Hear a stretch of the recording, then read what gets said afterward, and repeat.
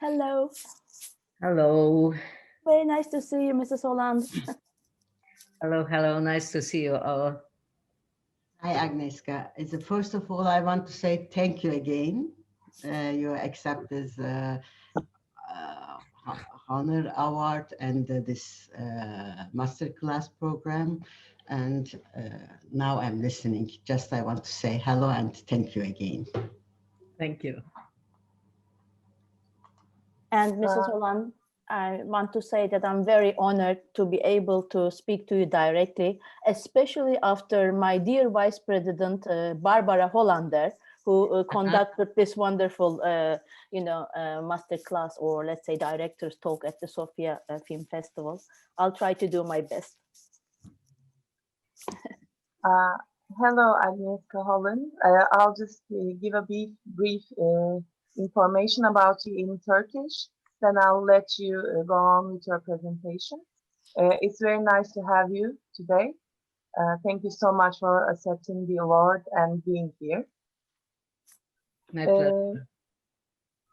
Merhabalar, hoş geldiniz tekrardan. Şimdiki masterclass'ımızda Alin Taşcıyan bizim moderatörlüğümüzü yapacak. Wow, wonderful black cat. He's doing it. Yeah, lovely. Thank you. I'm sorry. She's Listen, just chilling. No, I love it.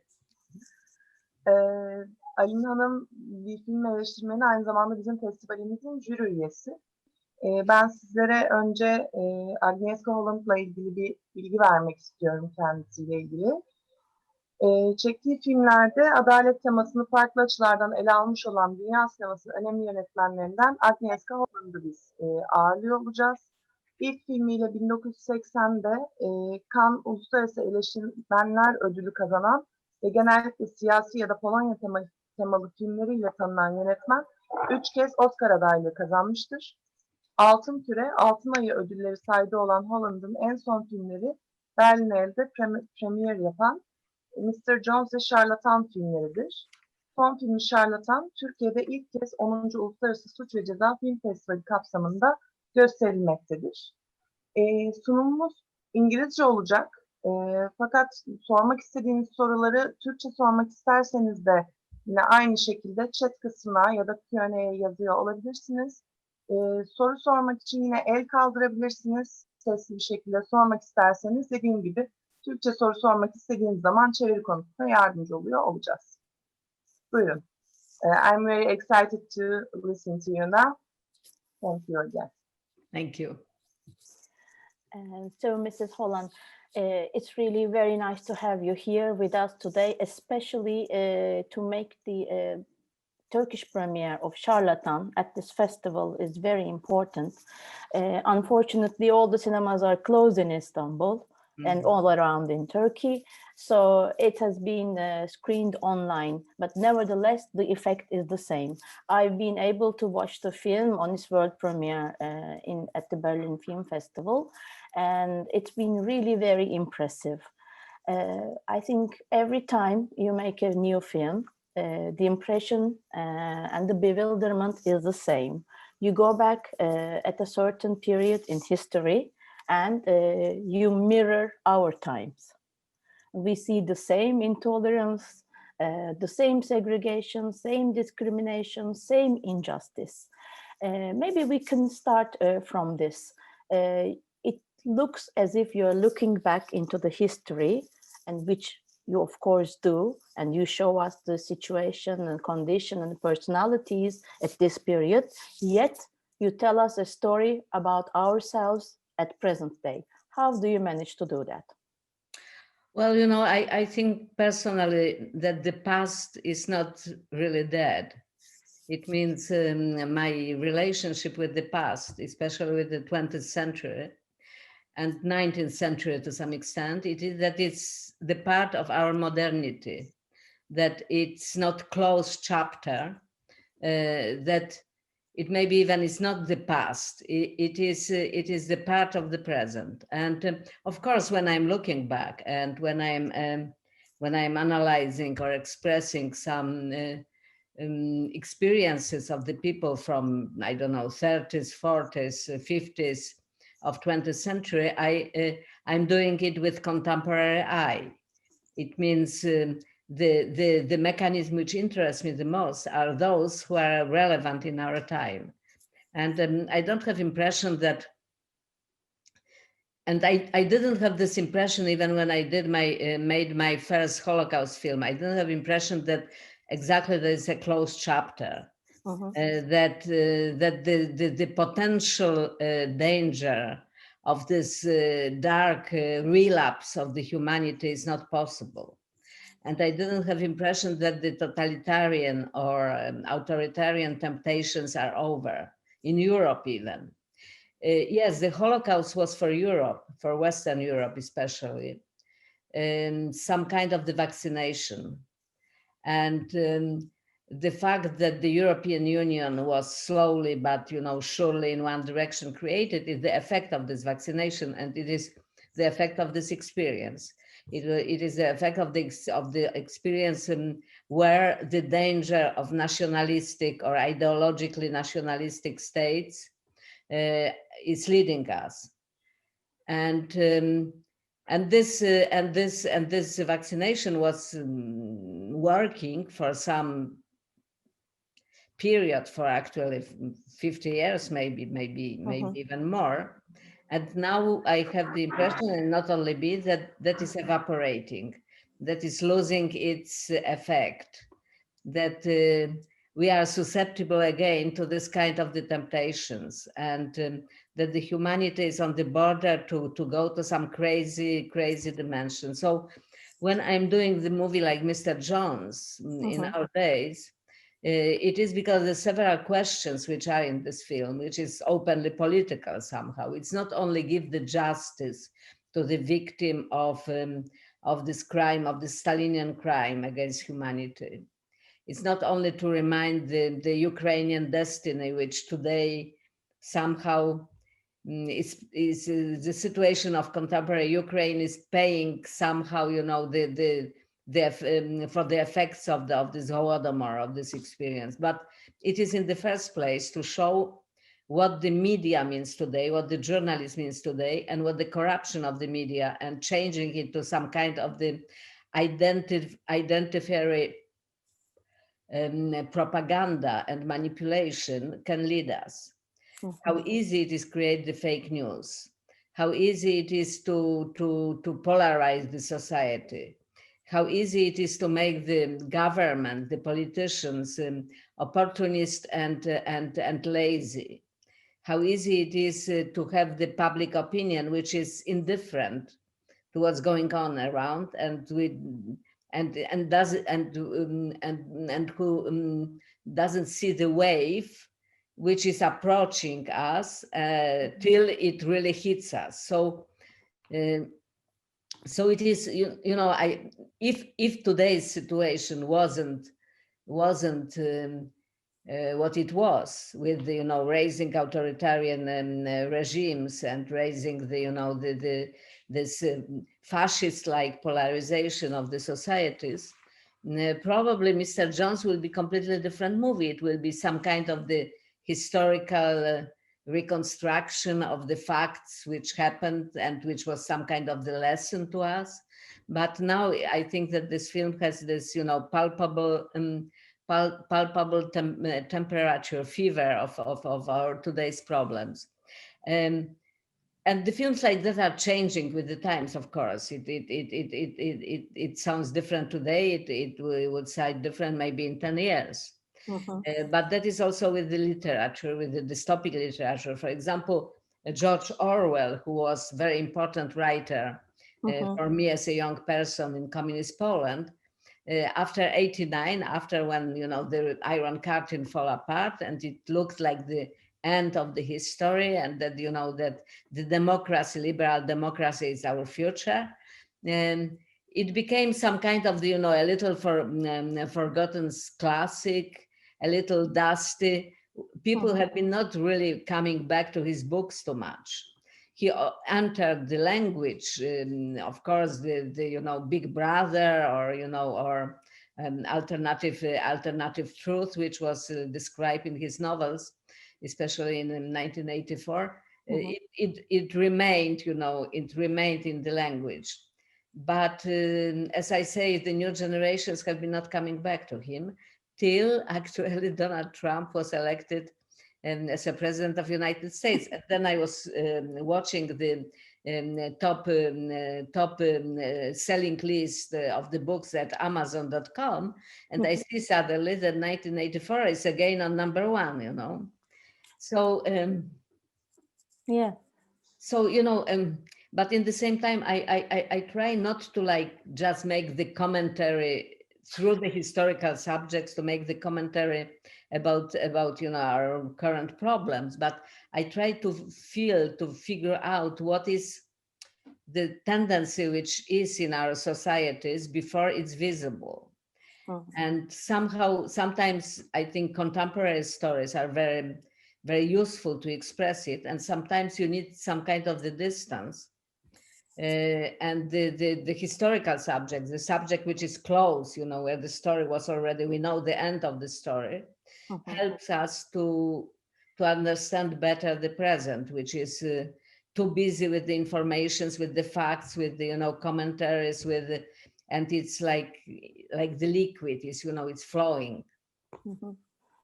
Well, how do you keep up with all this incredible amount of information and the change? I mean, because all these films that you mentioned, and then let's add all the others you have made before, they have a certain complexity which goes, beyond a certain historical fact and their,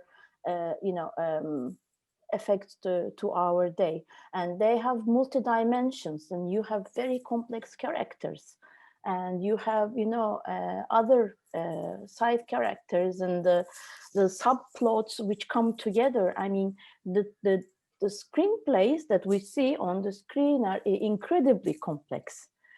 How long does it take you to layer all these plots and form the characters and turn it into a filmic language which captures almost all audiences? Not because I cannot consider your films only festival films. They reach out to a wider audience. And then there is this historical and political context coming all together. It's a very, very rich and complex text. If I can say something about my approach to the movie making, it is that I like the complex subjects and personally important. It means to have the personal point of view on those subjects, but to construct it and narrate it in the way which is attractive and accessible to the wider audience, and to construct it in some kind of the layers, and for different people, for different audience, depending on the origins or education or sensibility. Those layers are disponible in different way. The Charlatan is a good example of that, because Mr. Jones is somehow simpler. Mr. Jones, the message of Mr. Jones is it's more obvious somehow, and the bad guys and good guys are distinguished. Even if I try to find them, to show the motivations between the choices of the bad guys.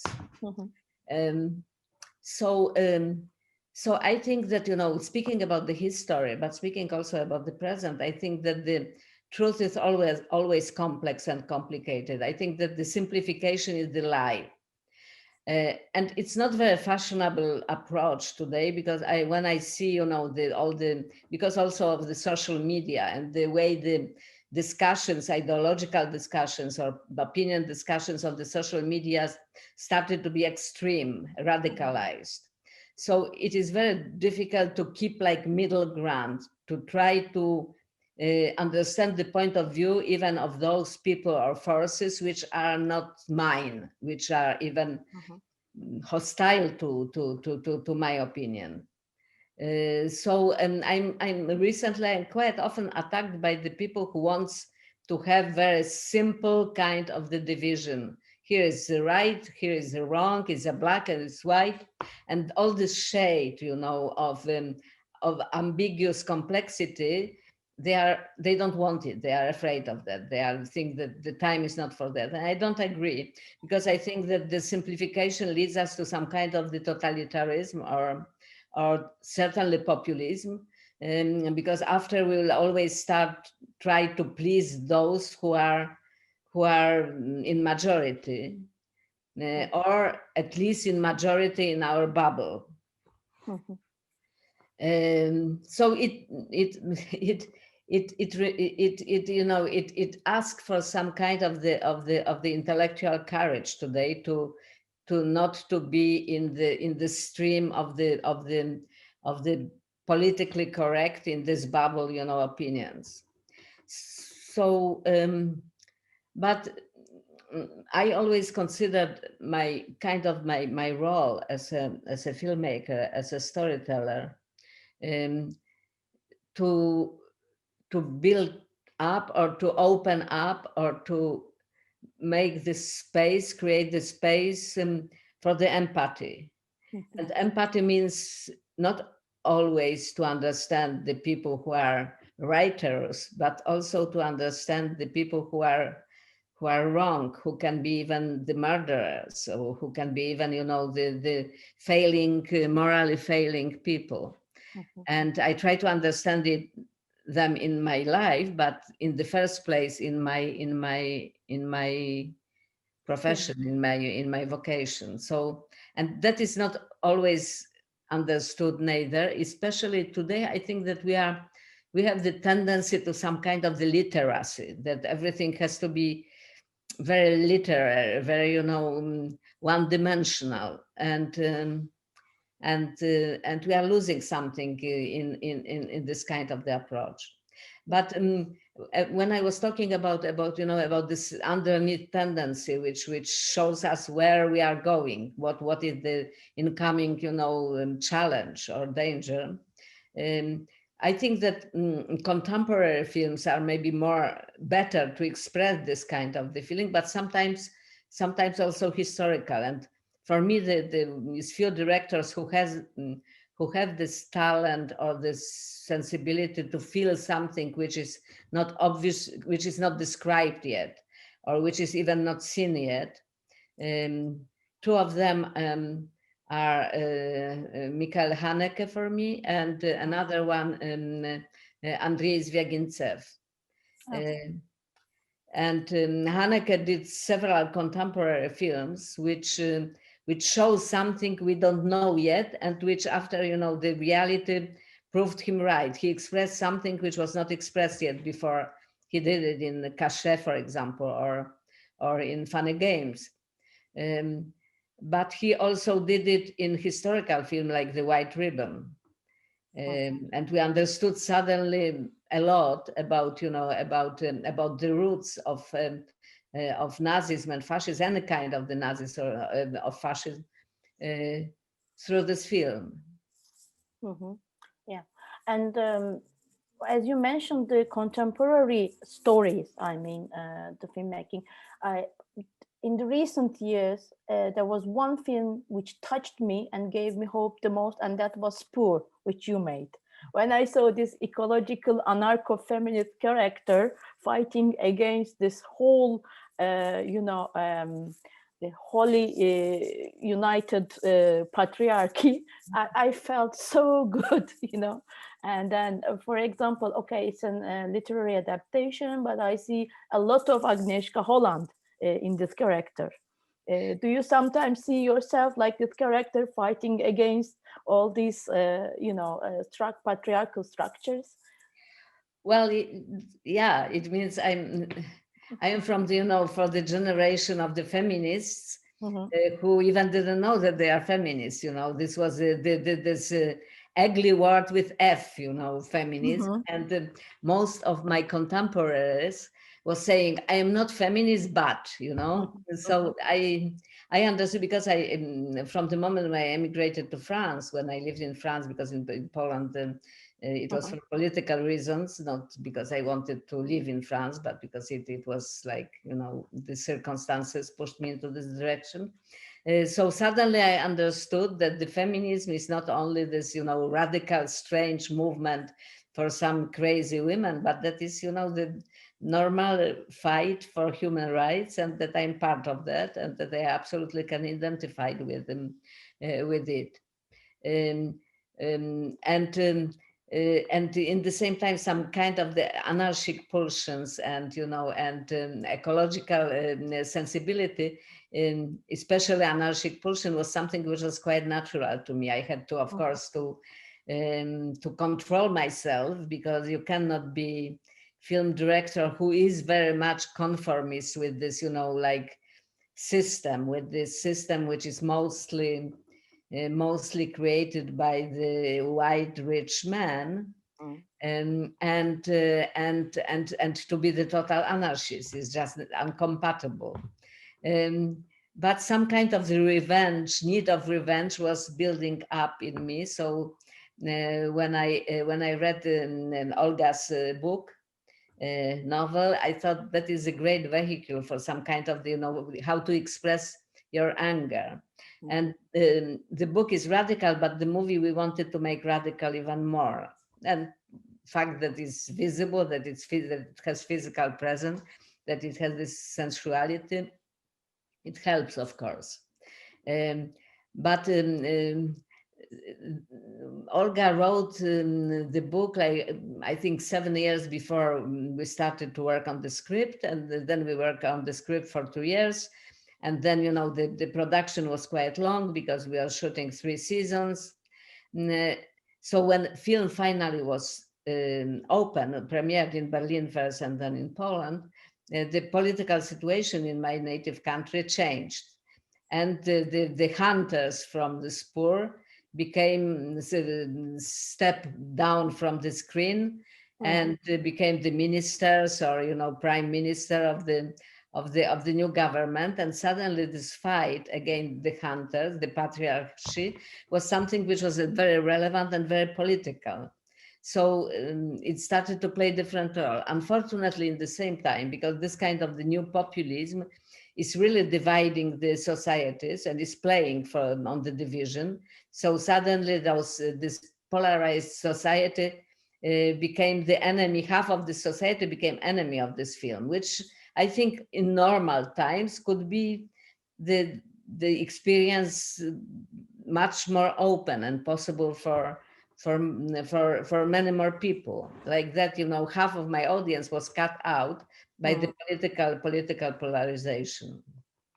But the others were, during the demonstrations, ecological demonstration against this populist government, the young women was supporting, the banners telling, Duszejko will never forgive you. And because Duszejko is a killer, so it was pretty strong. Yeah, very strong. I've always thought the spur made a reference to a lonely woman.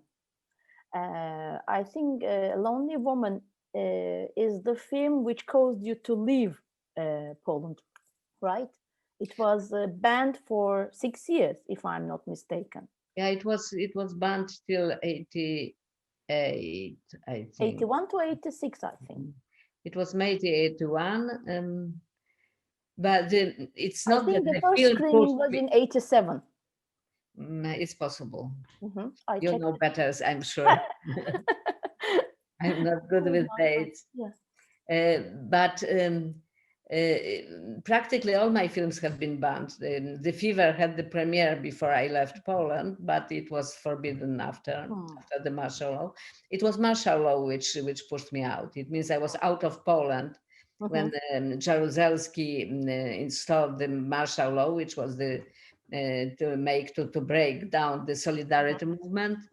And because I was outside, I was promoting one of my films in Sweden.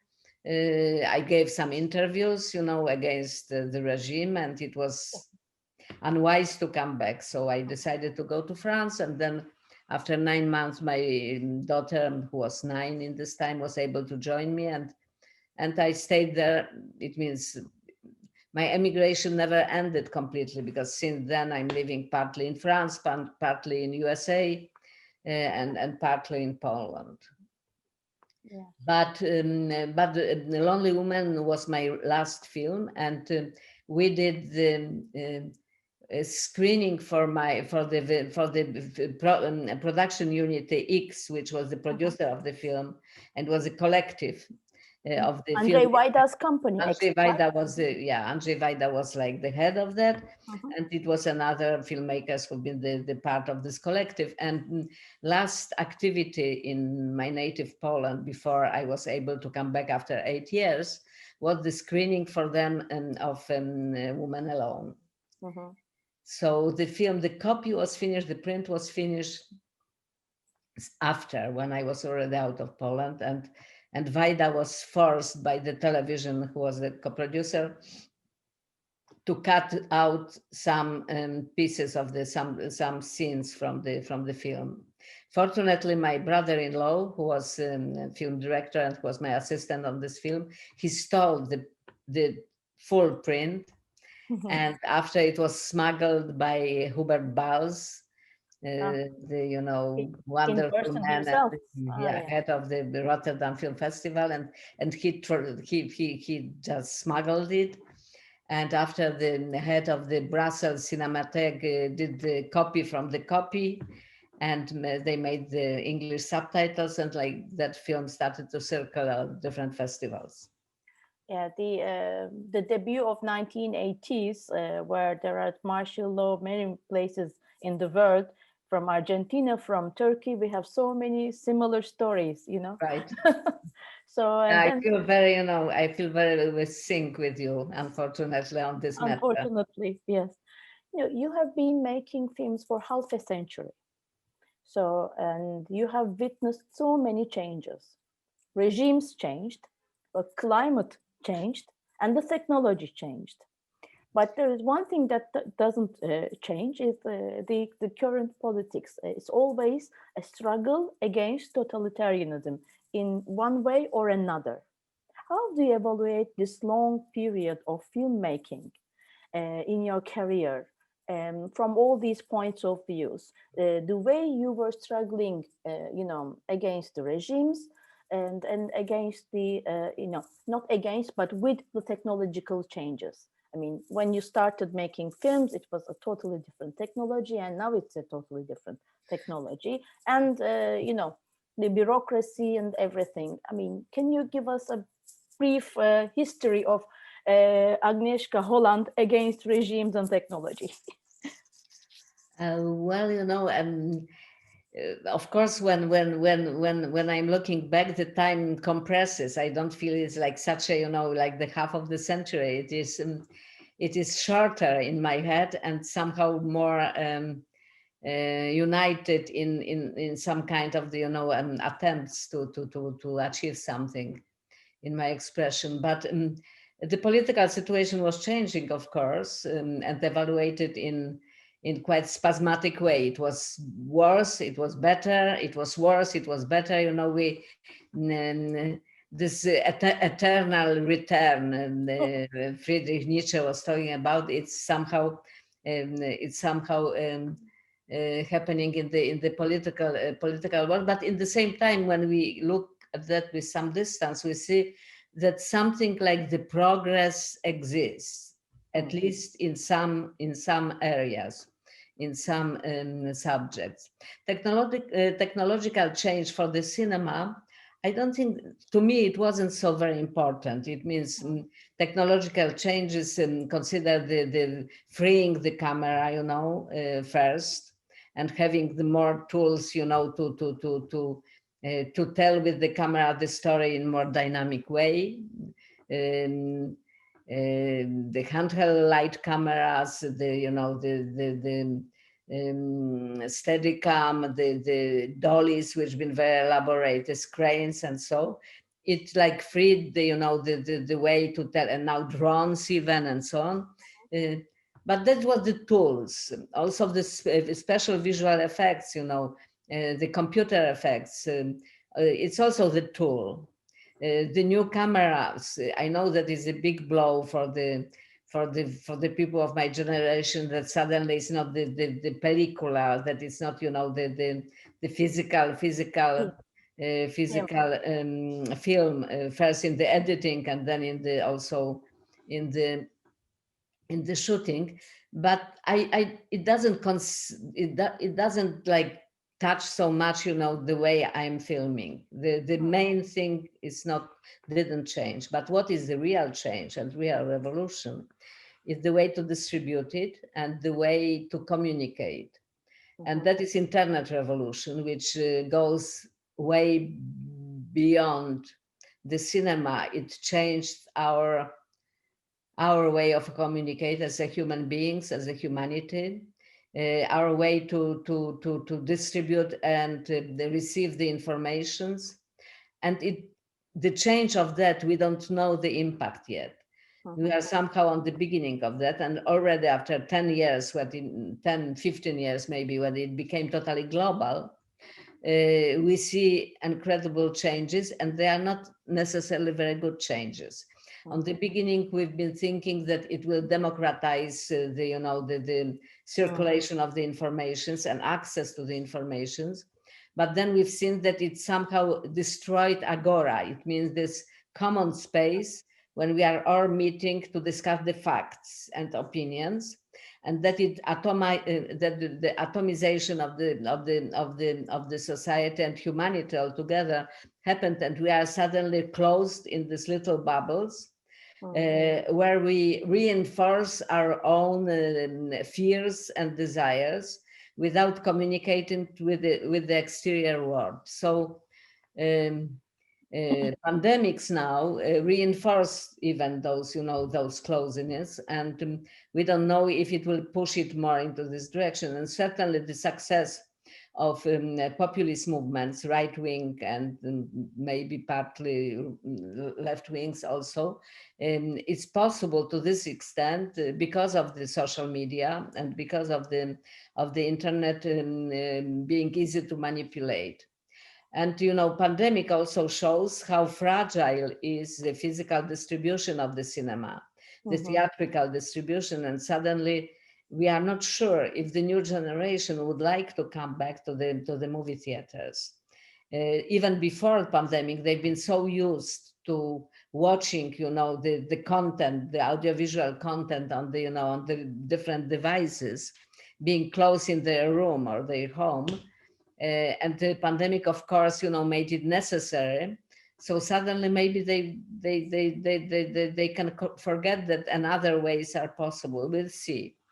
It will be the tragedy for somebody like me, because I when I'm watching the film, the good film especially, because with the average TV series you can watch on the even smartphone, but the film which has the cinematic and sensual quality, when I'm watching it on the smaller screen, on the electronic screen, it is more like the information about the film, and the real experience and emotional experience and sensual experience happens only when I go to the movie theater. So it will change, it will change the nature of the cinema for sure. If the theaters will disappear or will become some kind of the showcases for the films.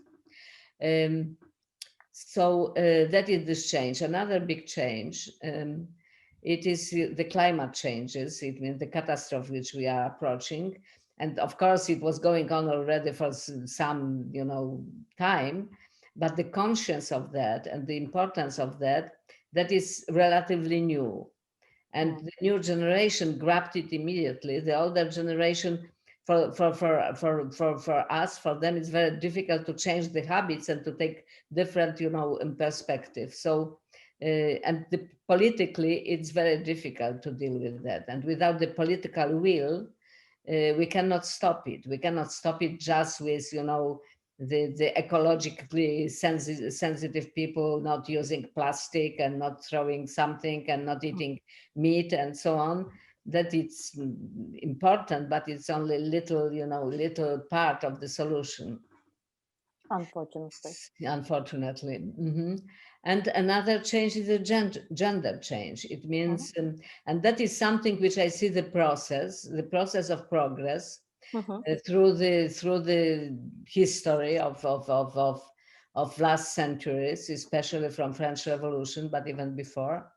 When before in the feudalistic, society, the master, only who had the rights, all cake of rights, was white, wealthy, heterosexual man of mostly Christian or in another, religion, Muslim religion, and the children even they've been just object, that the property of those men, and could be killed without any punishment. Also, the women could had similar position, and the slaves or serfs have also were the property of the master. So this started to changing slowly, but in one direction somehow. The children became, the not only objects or the property, but also the subject. The serfs and the people of color and the slaves as well. Then came the liberation, emancipation, very limited, but still revolutionary, of women. Then homosexual people started to have the rights similar to the all human rights, and then even the animals became the part of this cake. So and it's going in this direction, at least in this Western world of the combined with the liberal democracy, more or less perfect. And of course, you have the clashback. You have the revolt. You have the counter-revolution, because suddenly those who had all the rights are seeing like their rights are shrinking and shrinking and shrinking, and that is not nice for them. They feel that their importance and their feeling of self power is evaporating, it's going away, and that is a painful process. So I somehow understand this resistance and this aggression and frustration coming from the white heterosexual Christian man, and seeing how the patriarchic culture is suddenly shaking, and very soon can quite fall apart. Yeah, it's at least the progress in the world that we receive, as you have mentioned. Maybe before taking questions from our audience, we can move to a softer ground, to the world of television series in America, because not many directors from your generation in Europe are venturing this, blossoming medium of television series. And you've made the Cold Case, The Wire, House of Cards, and probably something else. I mean, you're not continuously making television series, but I think every year you're doing like 3-4 chapters, episodes for them, and then you like doing this, I think. And then you have something new there. Yeah, I never snobbed television. It means when I was starting in Poland in 70s, and we've been using also television to make our first films. And it was some TV series which been really interesting. And it was something called theater of television, where the classical play have been like made for television, and some of them were being formally very interesting. I did some of that, and it was for me the great school of the new form. So I was in my approach to the television. It was this interesting way to distribute the contents I have. Maybe it's slightly different than for the cinema, but having the same importance somehow. And by the end of 90s, living in Los Angeles, I realized that the Hollywood cinema becomes very sterile, and that is less and less of the freedom there, and that the independent films the studio films become very, very, conventional and very star-led, and the independent films start to be quite nombrilist. And in the same time, so the cinema of the middle, the cinema like, Francis Ford Coppola, Scorsese, was like disappearing. And in this empty place came the renaissance or the renewal or the new ambitious and innovative television series. And which was touching the subjects or finding the narration ways, and also the actors and writers who've been not used for the cinema, and who've been very like important and interesting. So when I realized that I can try to enter this world somehow, I had some offers from the producers I was working with before, and I tried, and I found it very enriching. And I did The Wire, for example, a few episodes of The Wire, which is one of the best TV series, I think, and one of the most political, epical statement about American society. Then David Simon, who was a creator of that, and who is very, very insightful writer and reporter, he offered me to format his next series, not about Baltimore, but about New Orleans after Katrina. It was called Premier, and that is for me again the great experience, because my knowledge of America is coming from those series more than from other things, because I had to make the very deep research and made the journey toward the American tragedy and American strength, which helped me to understand America much better than many of my contemporaries. But also it was, I did The Killing, for example, some episode of The Killing, The Affair. I did, after we developed in Poland with my daughter and my sister, who are director as well, we developed a Polish political TV series in 2007, which has been very, I think, important for political conscience of the audience. And after I also discovered the format of the miniseries, which I like a lot, which gives me more space to tell the stories. My films are mostly too long and too packed, and the TV and miniseries gives me more space, more air. So one of my favorite work from last decade, it was the miniseries which I did for HBO Europe in Prague, called Burning Bush. Oh yes, The Burning Bush. I have to find it and watch it on internet. You see, it's very useful sometimes, the internet and the digital platforms, of course. I'm wondering if I'm stealing all the time from our audience, if there are any questions, but I haven't received any yet. So if you don't mind, I will continue with this subject. Was it the Oscar nominations which opened you the doors to America, not only Hollywood, but to all of America? Yeah, it helped.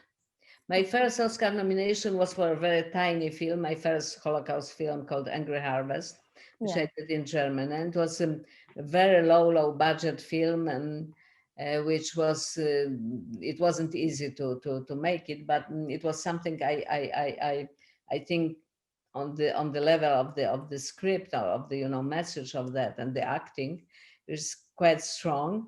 But I never expected that it can have some kind of the international career. I was even fighting with German television, who was the co-producer, because they wanted to censor it. They wanted to cut the things which they called pornography or something like that. Anyway, Really? yes. It remained in its director's form, and suddenly, paradoxically, started to make relative career at the festival and in the distribution, and outside of Germany. And so it was presented as a German entry for the Oscars, because this year apparently was nothing. They could present. And it was nominated, and it was a pure surprise, frankly. And it was very, you know, nice and very, very funny experience to be in Hollywood with this nomination. And it certainly opened up some interest about myself and helped me after to find in US the financing for To Kill a Priest. But the real change happened after Europa, which was very popular movie in the American market. It was the most popular foreign movie of the year for sure. And it won Golden Globe and had Oscar nomination also, and can have the Oscar winning if Germany presented it, but they refused to present it. It was some personal political problems here. Yeah, I see that. Yeah. Well, I mean, it was wonderful that, I mean, you were already an international filmmaker already on the old continent, Europe, but also in America, you made an impact for everyone. But you also made an impact, a big impact in Poland. So there's a question from one of our attendees, with your permission. Your first films were within the movement of Polish cinema of moral concern, and first with the Solidarity movement, raised and by the collapse of the wall, the whole USSR and communist regimes were replaced by democracy and newly established countries. From the point of your view, do you think that contemporary Polish directors are able to identify the current problems of Poland? Or do you think they have such a desire? You know, I don't know. It's now a really good wave of Polish directors. Polish cinema is in, I think, in quite high spot, and it's many women among those directors, many talented women and many strong women. But in the same time, you know, the political cinema or the cinema really connected to the current problems of the society is practically absent. It's changing slowly. I feel that this, you know, that this desire to speak also about what pushes us to go to the streets, that this desire is growing, but so far I think that you don't have similar kind of the cinema with the similar social straight message as our films in the late 70s have been. But, you know, I'm thinking that somehow it is a weakness of European cinema, that the cinema is not relevant enough, that the world is like running, you know, behind the windows, and the things are changing, and the filmmakers stay in their comfort zone, in their apartments, and looking, you know, into the mirror. It's a little, you know, narcissistic. And safe in the same time. I have anything against like very personal cinema, telling about the, you know, even small changes inside of my soul or body, but it has to be courageous then. It has to be like revelatory. It cannot be just narcissistic. So I think that if we want to survive as independent cinema, especially in those times of crisis and dangers of the technology and changing of the economy, we have to be much more courageous and much more close to the hot questions of the, you know, of the modernity. Then maybe I can reverse this question, because you are following the world cinema closely, if I'm not mistaken. Do you think are there young directors who are as courageous as you hope to be in France or in America? I mean, let's talk about the American independence. If the Hollywood is such a closed studio structure, you know, they have commercial values which come first. But from the independence, or let's say in France. Well, it's a very different situation for the directors. You know, the problem of American directors is it's very difficult to find the funding, the money, and they are on the private money practically. Make the film, which is not like studio film or commercial film per se. So their struggles are on different level. And European directors are somehow spoiled by the existence of several public funds and several possibilities of co-productions found, to make the film. Of course, it's always difficult to find the money for the film, but in the same time, I sometimes think that it's too easy.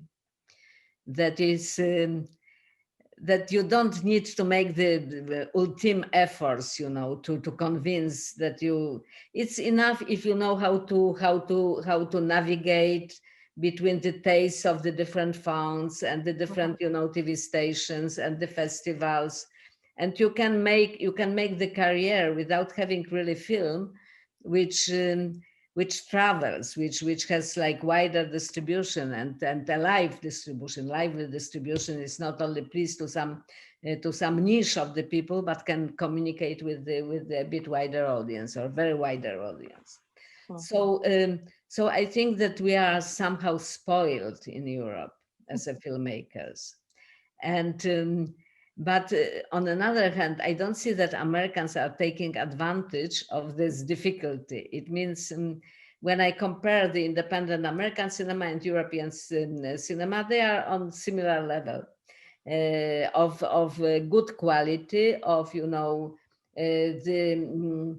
talent, a lot of talents, how to use the cinematic language to tell the story, but in the same time with quiet, like tiny content, substance rather than content. Well, there's another question, says, that is a very nice masterclass. You share valuable information, Mrs. Agnieszka. First of all, thank you very much for this. What would you recommend to students studying in the radio, television, and cinema department? What should they do to improve themselves? Thank you very much again. Well, I don't know if I have the advices like that. I think it's very important. I think it's very important to be yourself. It means not to, because the question of the main question of the identity is who we are and why we are doing what we are doing, what really pushes us. And if to be yourself, I mean that you try to find the truth in your eye, and not to respond to what another expects from you, and especially what the judges, juries, journalists, festival selectors, your colleagues expect from you. I think that it's somehow, it's great to be in the community and to collaborate with your peers, with your colleagues, with your comrades. But it is always very lonely profession, and this loneliness needs a lot of strength, because you can dissolve yourself very easily. So another advice I can give to somebody who wants to decide if he will be a filmmaker or not, it is, it's a difficult time for the cinema, and you have to be sure that it's what you have to do. It means that you need to do it. You have to feel some kind of the inner urge, because certainly to be really good and to tell something really important, you will need a lot of fights. And if you are a woman, you will have double amount of fights to make. Yes, right. Do you mind if I ask you a rather personal question? Because the history of your own family is full of very big events and struggles and tragedies. Your mother, your father, they all had to fight against this great crime against humanity in the past. Your mother was involved in the Warsaw Uprising and saved the lives of many Jews, I know. And your father, who was Jewish, but his life ended in tragedy, because the segregation, discrimination never ended. Neither in Poland, nor in Europe, nor anywhere else in the world. Do you ever feel the heavy burden of your personal history on your filmmaking? You know, I took the liberty to ask a personal question like this because whenever I see you during the European Film Academy general assemblies or at the festivals, you are radiating a kind of power which inspires every human being, and especially women. So I'm always wondering where that energy comes from. Do you never resent the past, and how are you so powerful and hopeful? Well, I don't know, but probably it is some heritage of my predecessors, of my parents, of my mother, my father, and those who've been in the line of generations.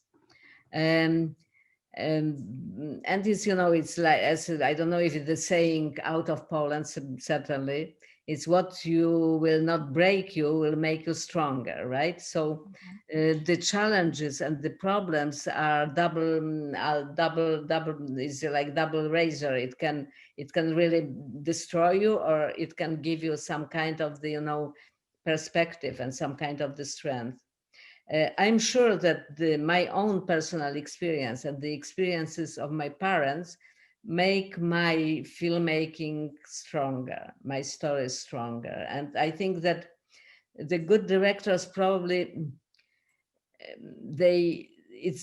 it helps if they have the life experience, which is not just the most like obvious and simple. And you can see it in the generation of great world filmmakers after the Second World War. The fact that they all had this global experience of the Second World War, different, of course, in Asia, different in America, different in Europe, but still it was like, I think, crucial experience and some revelation of the humanity, what the humanity is capable of. It made them stronger as an artist and as a human beings, and we never paired them. It means after the generation of this after-war generation, with Fellini, Antonioni, Pasolini, Rossellini, Bergman,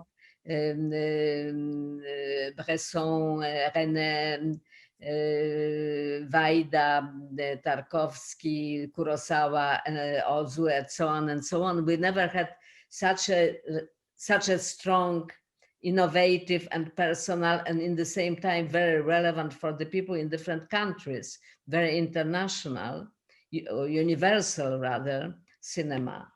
So we probably need this experience to be really needed. We need really to give to the people, to share with the people some depth of the experiences, human experiences, and also generational experiences, which can open to them the new perspectives. So I'm grateful for all bad things which happened to me. And of course, I'm not happy that the big part of my family was killed in Holocaust and I never knew them. And it certainly influenced my father and who he was and his destiny. But in the same time, I know that it's part of me, which I can share with the others. Yeah, thank you for that.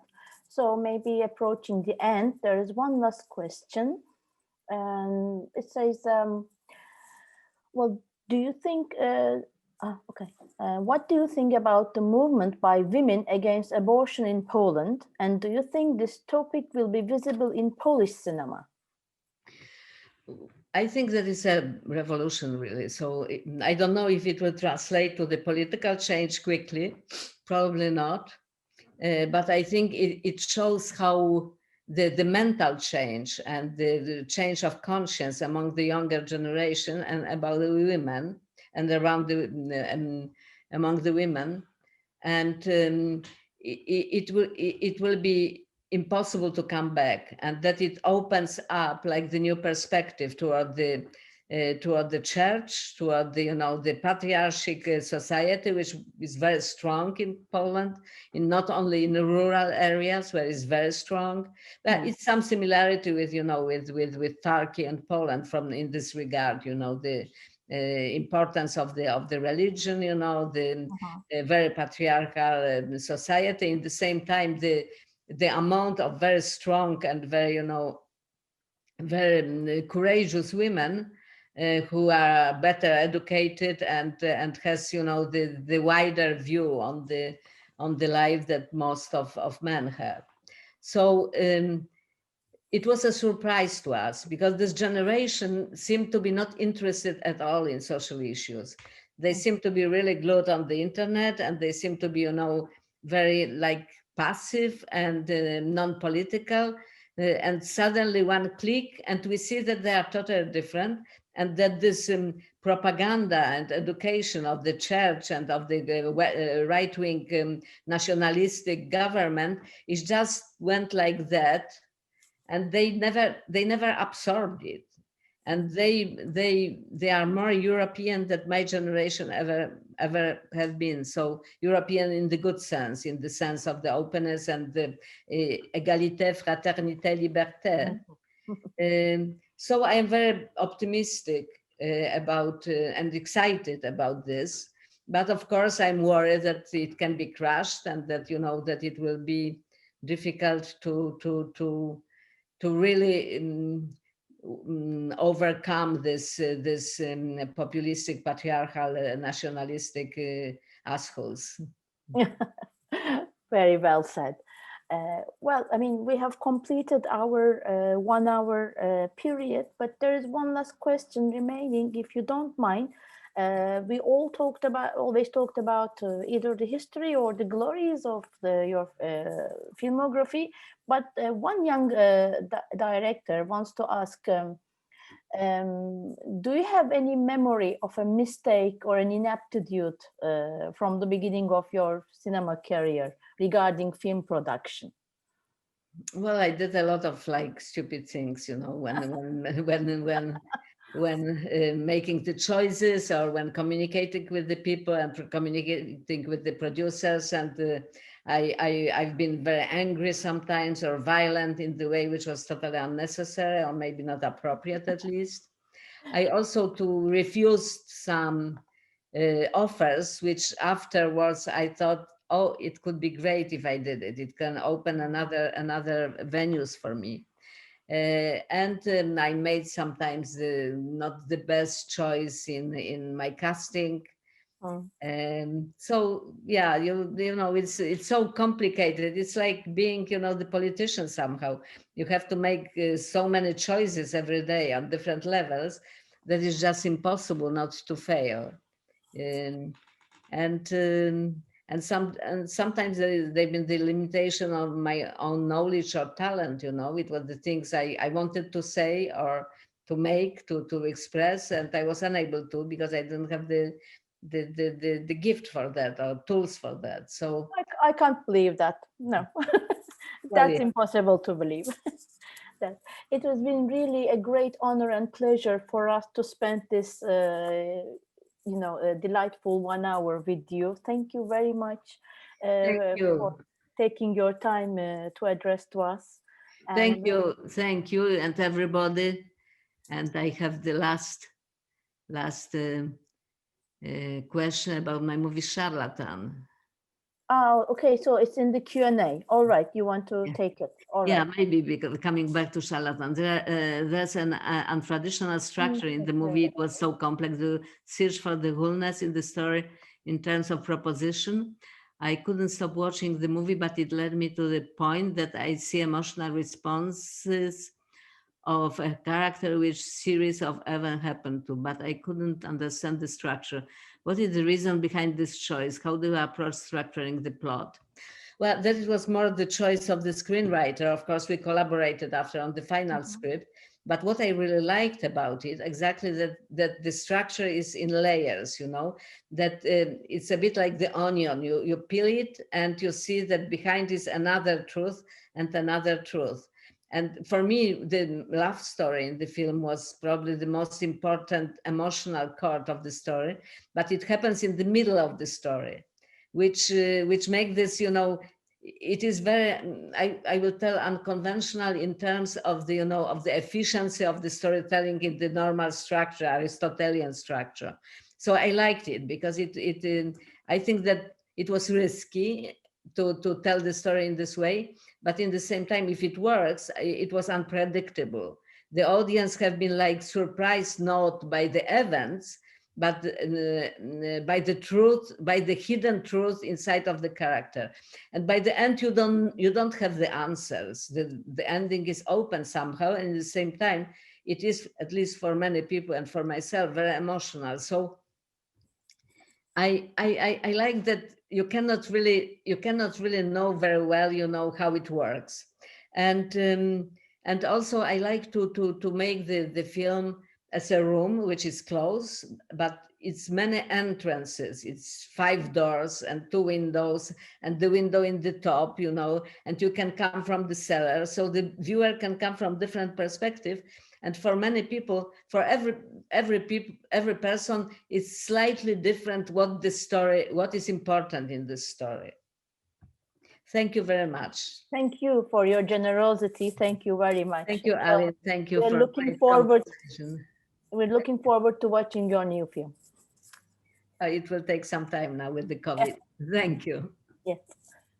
Bye-bye. Take care. Goodbye.